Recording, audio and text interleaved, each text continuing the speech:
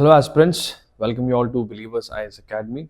In today's topic of the day discussion, we will be understanding what the mother of all the deals which recently got culminated between the India and the European Union is all about. We will understand what is it for India, what is the advantage of this particular agreement to India, and also simultaneously we will also understand what are the benefits that EU is also going to gain from this arrangement, and we'll also try and understand some of the challenges going forward. Even probably it could be not just the Trump challenge, but also the challenges within both the nations, right? Because it's not something that will pretty much look like it will be 100% all smooth and fine, right? So this video is about the recently culminated FTA, the free trade agreement between the India and the European Union. So recently the negotiations, especially all of these things, we have to understand why is it happening in the first place. And when we just see the word mother of all the deals, means it is something very unique, and also it could be something very profound. And also, if you can understand the background for this, what is the background? Nothing but the tariffs. The tariffs, especially the reciprocal tariffs by the USA, or also I can say, to be more specific, by Mr. Donald Trump, which brought forth, or which made all the nations, most of the nations, to unite themselves. In fact, this particular agreement was signed between India and European Union as an alternative to the tariffs that US had put on India, right? Because USA wanted to use this tariffs as a leveraging point, and also it wanted to pressurize India, and also wanted to use it as a leverage against India. But India, just as we had previously discussed a lot of times when we were doing videos on reciprocal tariffs, that India must now look for an alternative, and this is one of the alternatives that India has looked for, to make sure it helps its exports as well, right? It helps its exports, and also along with the exports, it's the MSMEs, right? So hence this deal becomes an absolute important, and the background, if you have to understand, it is the simple, the reason is because of the tariffs which brought forth all of these changes. So this FTA will now, what is the thing, what will happen after this FTA? Will undergo legal scrubbing, translation, and also ratification in all the 27 EU member states, and also it is going to get ratified in the European Parliament as well. And with this, EU becomes India's 22nd free trade agreement partner. So this is also important, right? So let's move on to what is the essence, or the status of this particular FTA trade. And here we'll have to understand, any trade agreement will not just happen on a single hand, or let's say linearly, right? There will be definitely something which both the parties will be gaining, right? So this next generation trade, the FTA trade, we're talking about both the nations as to how it is benefiting, right? So for both the nations, it can benefit itself on various aspects, especially the goods, the services, the investment, the professional mobility, right? And also the regulatory cooperation, which can benefit both the European Union and also the India. And also this is considered to be one of the deepest market access arrangements ever secured by India as well, right? So that being said, let's see what are the key highlights of this FTA. First one is with respect to India. For India, EU has right now opened almost 97% of its tariff lines, which is covering almost 99.5% of Indian exports by value. Means almost 99% of Indian exports, which were earlier going to the European Union, is now under the FTA. Okay, means it is not going to have any tariffs means zero tariffs, right? Zero tariffs means no protection whatsoever. So whatever India exports, almost 99.5% of it to the EU markets is now under the FTA, and this zero duty access is mostly for the labor intensive sectors like textiles, leather, footwear, gems, jewellery, which makes it more advantageous for the MSMEs, or let's say it pretty much says everything, because it benefits the labor intensive sectors, means where more labor from the Indian economy is involved, especially in those sectors like textiles, leather, footwear. It is going to help them, which in turn will also boost Indian economy and also make sure it helps the labor intensive sectors, or more likely, if I have to say, the people. Okay, and then binding commitments in services, trade and professional mobility. So even not just the labor intensive sectors, but also in those sectors, especially your services. I think EU has right now allowed more than 140 plus service sectors, and also I mean it has opened doors for those many service sectors in EU.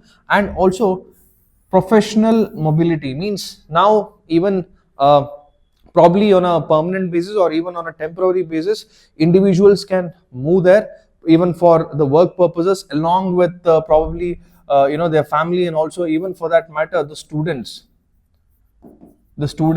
even for the studies and internship, graduations and everything. Even that also has been relaxed. Plus India provides calibrated market access while protecting sensitive areas. So this is in terms of EU. So what's in for EU, if you see, India provides also simultaneously, India has also planned to give some concession, but a calibrated market. It is not completely giving or let's say completely easing out all the tariffs it earlier had, but a calibrated market approach, because India should also protect its sensitive sectors, right? So that is also important, and India is also kind of going liberal on EU as well.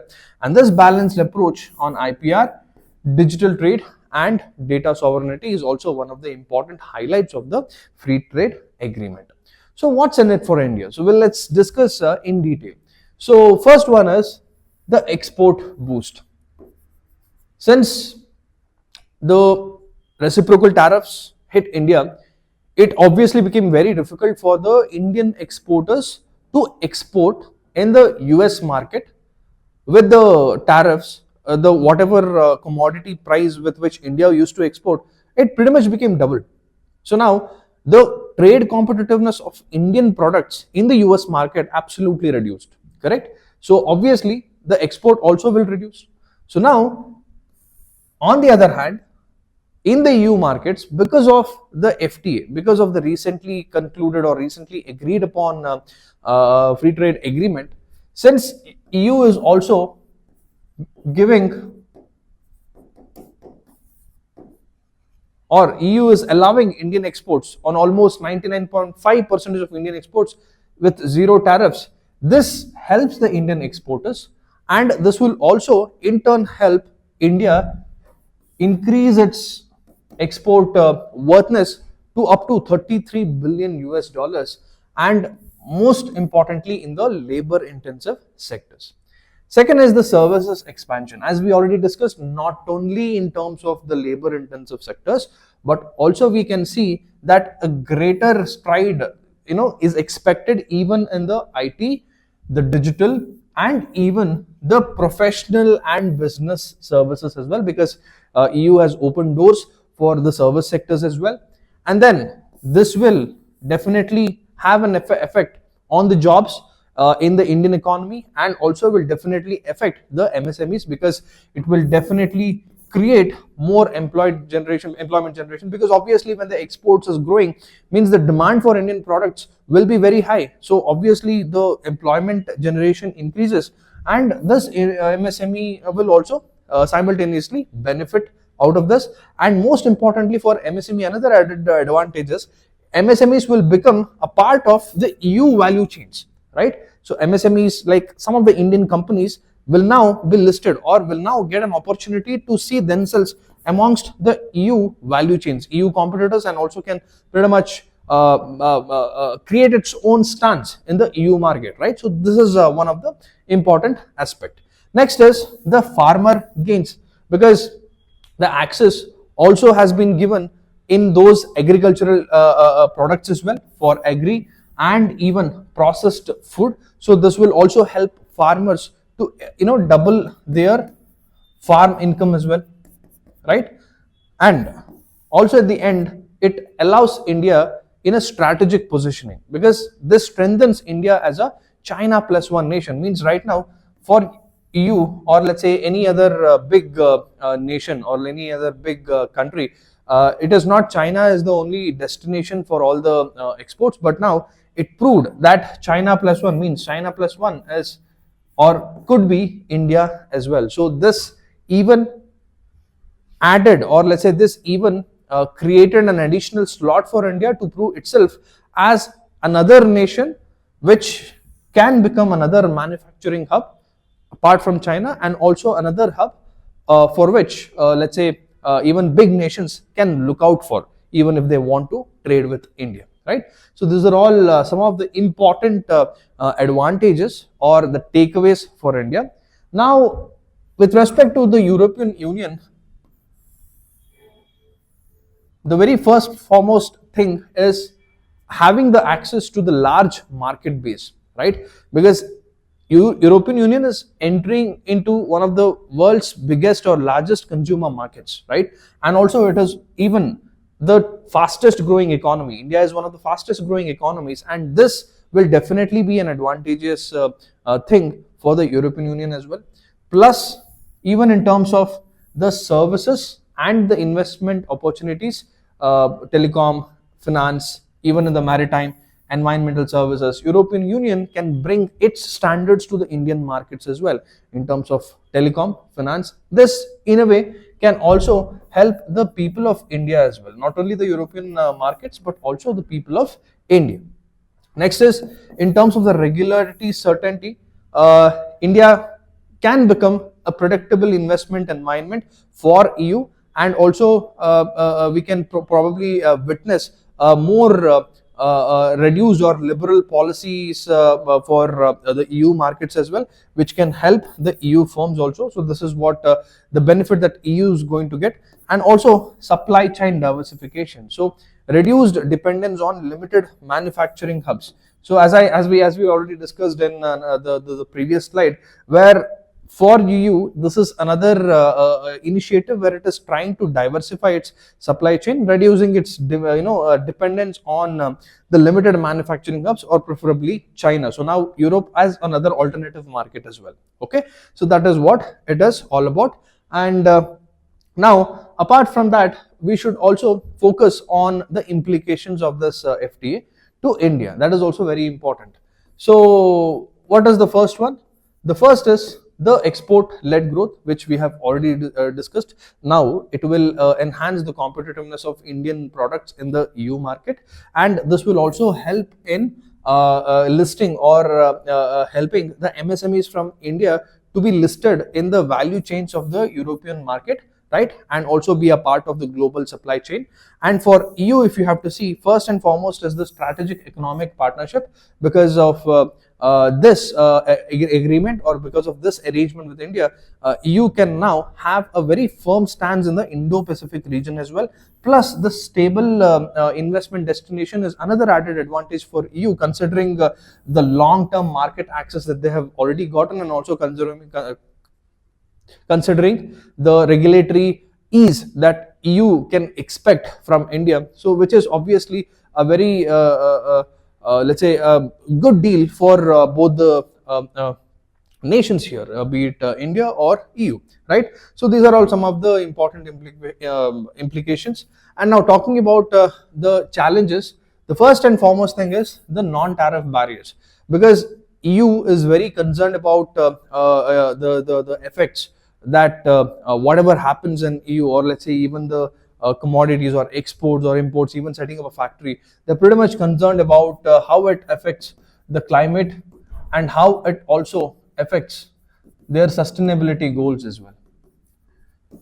So it would be slightly difficult for India to slightly stick to these norms, especially they have the CBAM and EUDR, which may raise some compliance costs for Indian exporters. Next is in terms of the adjustment pressure, MSME may face a short-term competition from EU imports as well, because now India is also relaxing almost 92% of the EU imports which were previously coming. So this will definitely affect the MSMEs which are present in India, because the EU companies or EU products which may come to India, especially the dairy products and all of those things which has already gotten that ease, will definitely be very competitive with the Indian MSMEs as well. So this will also be one of the important thing which we'll have to factor in, especially considering the MSMEs.